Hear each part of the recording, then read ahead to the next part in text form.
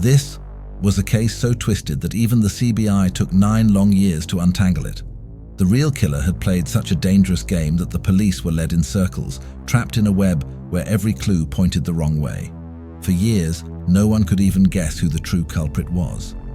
And when the truth finally came out, it shook everyone to the core. A letter came.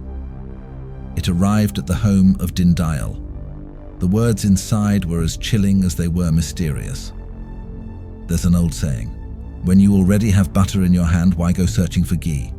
The police had the truth right in front of them, yet they let it slip away. I am the one who killed your daughter, Payal, but I wasn't alone. The real mastermind is still out there living freely, and that person is none other than... Who wrote this letter? Why send it now? What evidence had the police missed? Was the real killer still walking among the innocent? And most importantly, how did this case trap law enforcement so completely that even the CBI took nearly a decade to solve it? So in Back Forward, let's go back forward to find all this question. It was the year 2005. From the quiet place of Odisha, a young man named Ananda Mishra arrived in Bangalore, his eyes full of ambition and curiosity. Born into privilege, Ananda never knew the meaning of scarcity. Both his parents held top positions in the police department, and anything he wished for was within reach. College life like a movie for him. Between lectures and late-night chai with friends, Ananda balanced studies with the thrill of newfound independence. Then, as often happens in youth, love walked into his life. She was Payal Surekha, the daughter of an Assamese businessman, Dindayal, and his wife, Kantha Devi. With time, friendship bloomed into something deeper, something neither could ignore. 3 years passed in this quiet rhythm of companionship and affection. By the end of it, Ananda and Payal knew they wanted to spend their lives together. Their decision, however, wasn't met with warm blessings. Both families opposed the match. In 2008, against all odds and defying the wishes of their parents, the two were married. Time has a way of softening hearts. Soon after, Ananda's parents accepted their union, and the couple began building the life they had dreamed of. The happiness grew richer when Payal received an offer from a prestigious IT company in Bangalore. Everything they had imagined was falling into place. A career for her, a future together, and the excitement of new beginnings. By November 15, 2010, they had shifted to a spacious rented apartment in South Bangalore's JP Nagar. Ananda, who already owned a gym in Odisha, saw an opportunity to expand.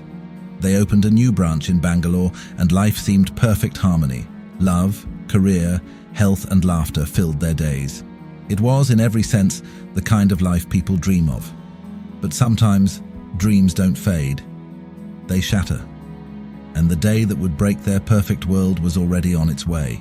It was December 17, 2010.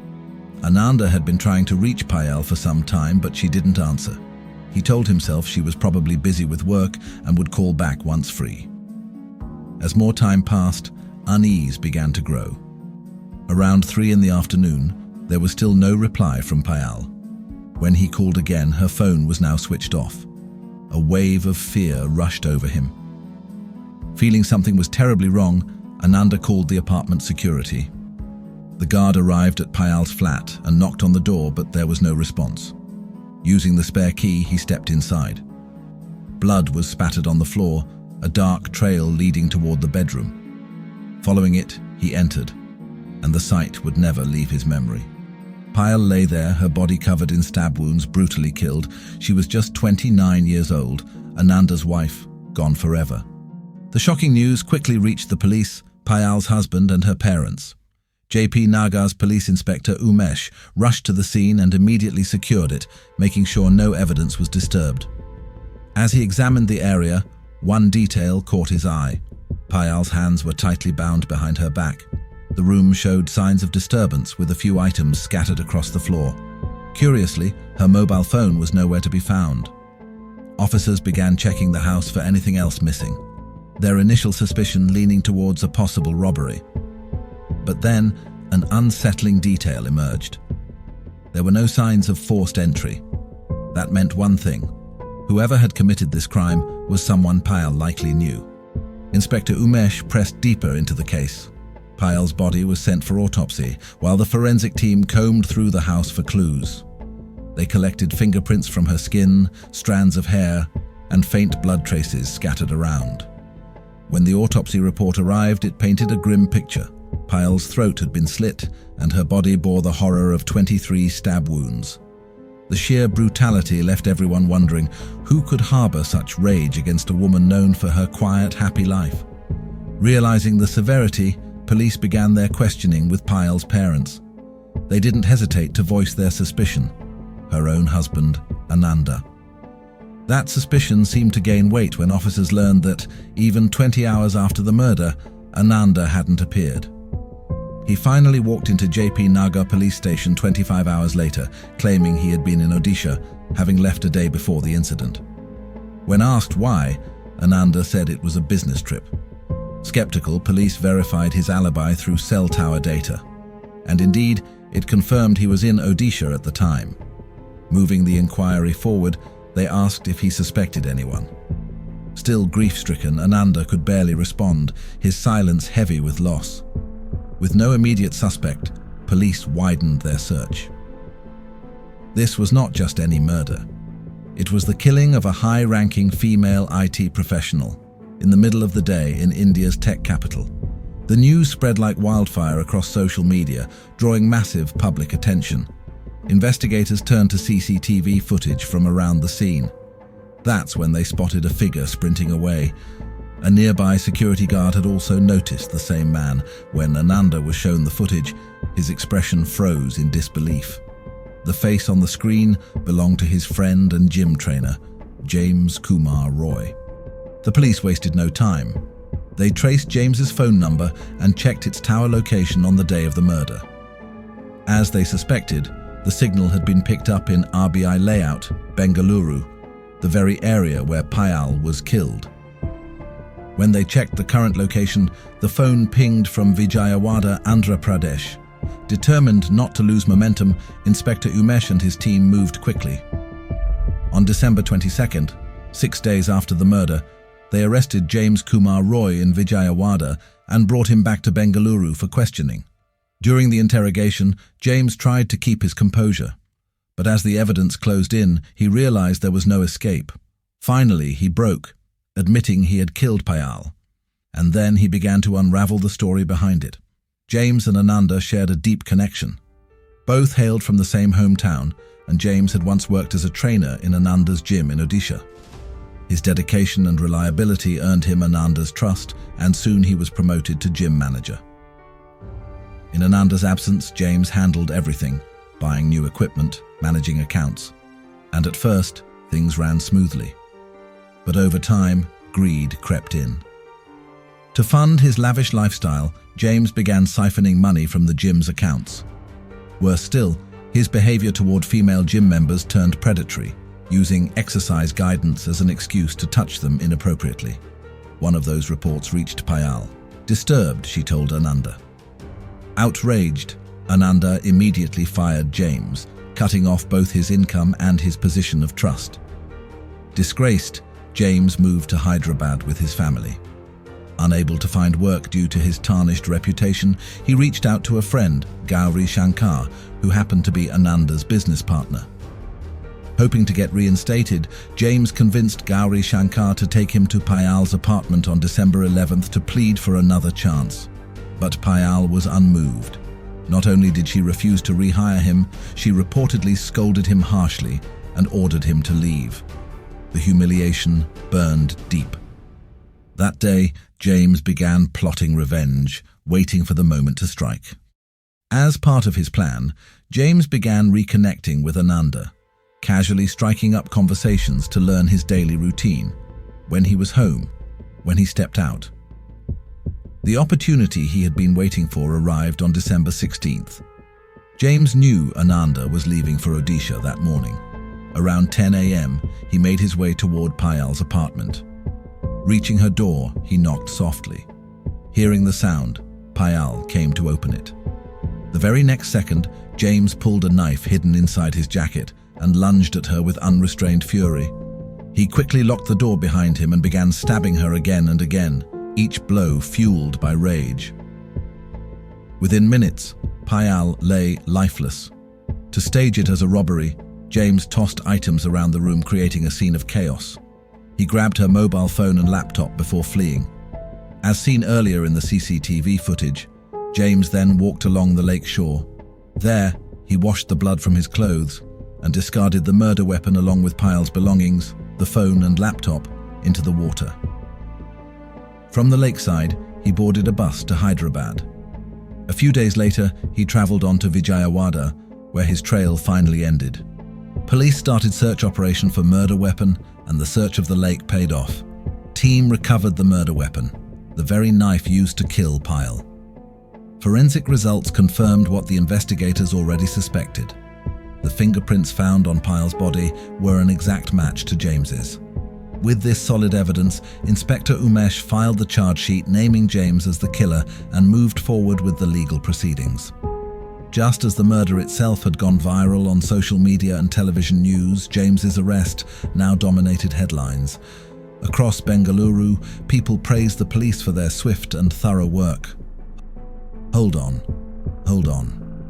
Just when it seemed the case was wrapped up, an unexpected twist emerged. The killer was already behind bars, so what twist could possibly be left? If you recall the hint from the intro, the mention of the CBI, you might have wondered why they hadn't appeared yet. You were right to question it.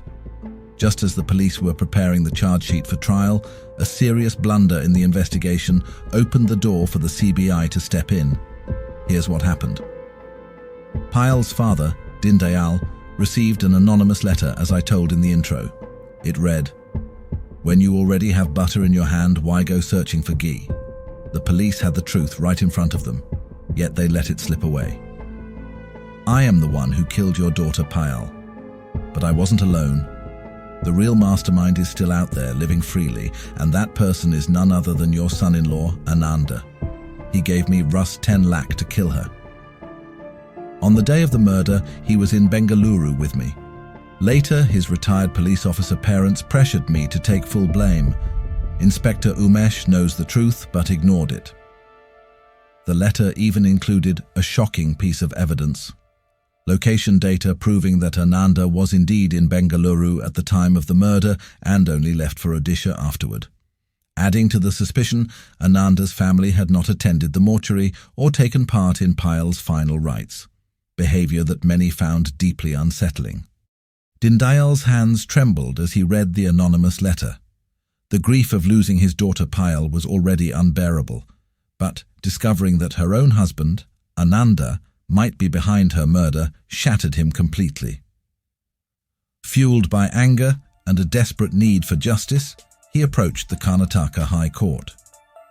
In court, he accused Ananda of orchestrating the killing and claimed that Ananda's retired police officer parents had used their influence to pin the blame on James. He alleged that Inspector Umesh had accepted a hefty bribe to protect Ananda. Dindayal filed a petition demanding the case be reinvestigated. The court ordered Karnataka police to reopen the case and re-question witnesses from scratch. Days turned into weeks, but progress stalled. Frustrated, Dindayal returned to court in January 2011, this time demanding a CBI investigation. 10 months later, in November 2011, the case officially went to the CBI. Public faith was high. After all, the common belief was that once the CBI took charge, the truth would surface. But even after 8 months, the CBI found no concrete leads. They scrutinized Umesh and Ananda's call records, bank transactions and movements, even keeping Umesh under 24/7 surveillance. Still, nothing. Meanwhile, James caught a small break. The Human Rights Commission ordered the government to give him a 50,000 tallans to cover legal expenses. As the years passed, 5 in total, public opinion in Bengaluru began to turn. People demanded that the real killer be found. Finally, the case was handed to a new CBI team. They started from scratch, focusing first on James. They questioned 62 witnesses. 9 years after Payal's murder, the breakthrough came. An eyewitness, Munawar Ali, who had lived in the same building as Payal, had never been interviewed in the original investigation. The new CBI team tracked him down in Mumbai and brought him back. In a formal lineup of 22 people, Munawar pointed directly at James without hesitation. The truth unraveled. The mastermind story in the letter to Dindayal was a fabrication. The location data James had supplied was fake. He had invented the conspiracy to deflect suspicion. The metaphor from the letter, searching for ghee while holding butter, now made bitter sense. James Kumar Roy, Payal's husband's friend and gym trainer, was convicted of murder, sentenced to life in prison, and fined Rs 1 lakh. After nearly a decade of twists, lies and dead ends, justice had finally been served. For the people of Bengaluru, this case was a lesson that even big, shocking crimes can be mixed with lies, and that justice, even if it takes years, can still win when people don't give up. The second CBI team started fresh, step by step, and proved who the real killer was. This brought back some trust in the system, but many will never forget how close the wrong person came to walking free. Payal is remembered not only by her family and friends, but also as a reason why fair and complete investigations are so important. Her story shows the strength of a family's fight for justice and reminds us not to ignore the truth when it's right in front of us. What do you think? Was justice really done? Or did the long wait take away its value? Tell us in the comments. If you want more real crime stories full of twists and surprises, follow, subscribe, and keep watching. Because sometimes real life is stranger than fiction.